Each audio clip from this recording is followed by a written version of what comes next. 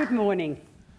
State Minister for Education and Training, the Honourable Verity Firth, Chair, Public Education Foundation, Jenny Neary, Member of the Foundation's Board, Professor Fred Watson, and Foundation Ambassador, Ms Angela Caterns, Director of the Powerhouse Museum, Dr Dawn Casey, Elder Auntie Faye Carroll. I want to thank you for your warm welcome to all of us today, and to acknowledge the particular debt of gratitude that I owe to so many women elders across this country who, across my life, have taught me what it means to be an elder now that I'm a grandmother. Stellar scholars, ladies and gentlemen, I'm so thrilled to join you here at the Powerhouse Museum for the launch of 12 stellar careers.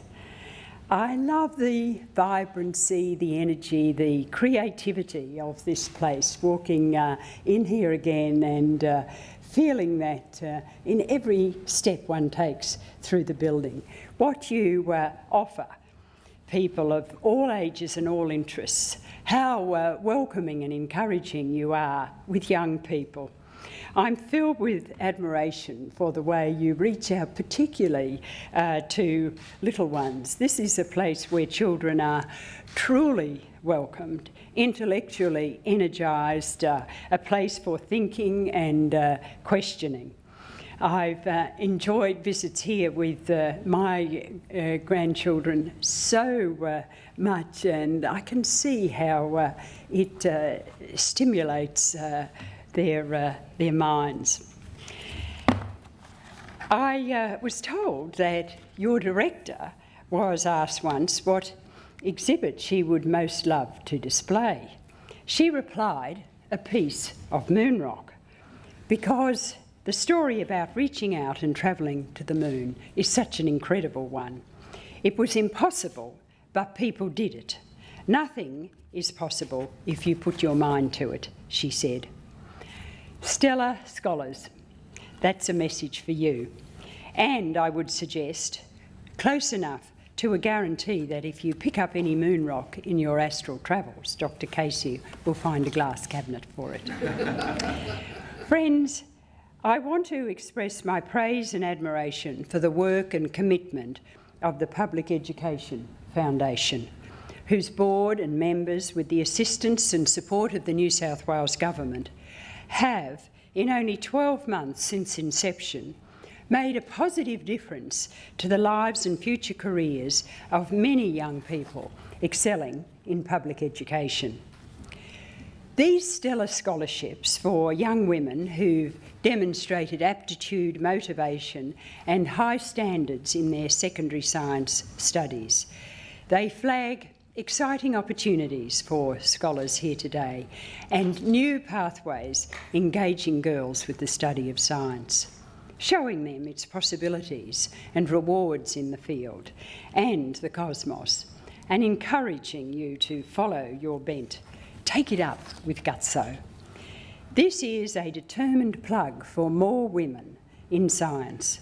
The world needs your talents and your skills and your extraordinary abilities. Last year, of course, you know that Australia gained its first female Nobel laureate.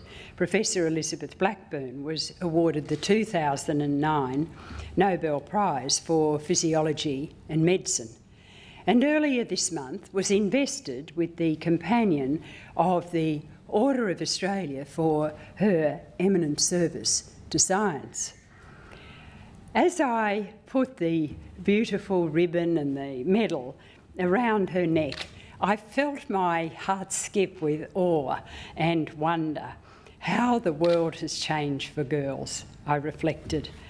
I remember when the first young woman from my little country town in Western Queensland of about 110 people, how we marvelled when the very first young woman went to the University of Queensland to study science. I remember her name, what she went on to do. She was such a significant person to all of us in the 40s there.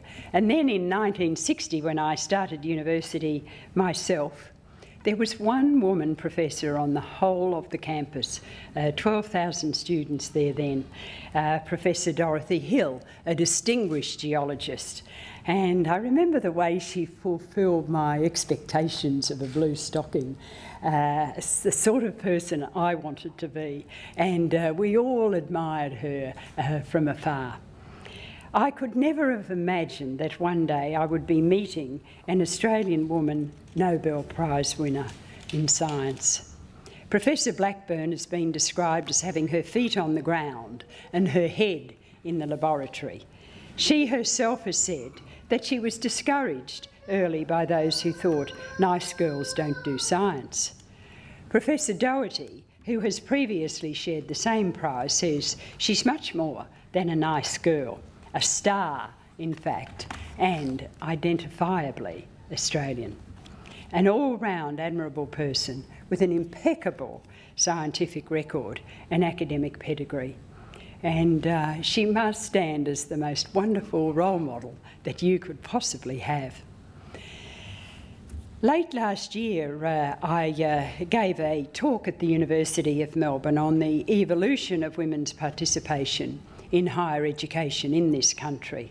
So I had a reason to look at the current statistics, and it was an exciting find for me, and even more so for you, I think.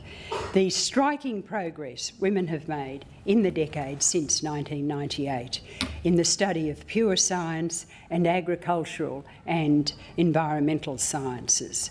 Each cohort is up 11%, taking women's share of lecture halls to above 50%. These are empowering numbers for you and an assurance to all Australians that we have men and women who will together tackle the myriad scientific challenges ahead. Stellar scholars, apply your funds well and with care over these next couple of years. Polish your instruments. Who knows, you may before long be looking into the SKA.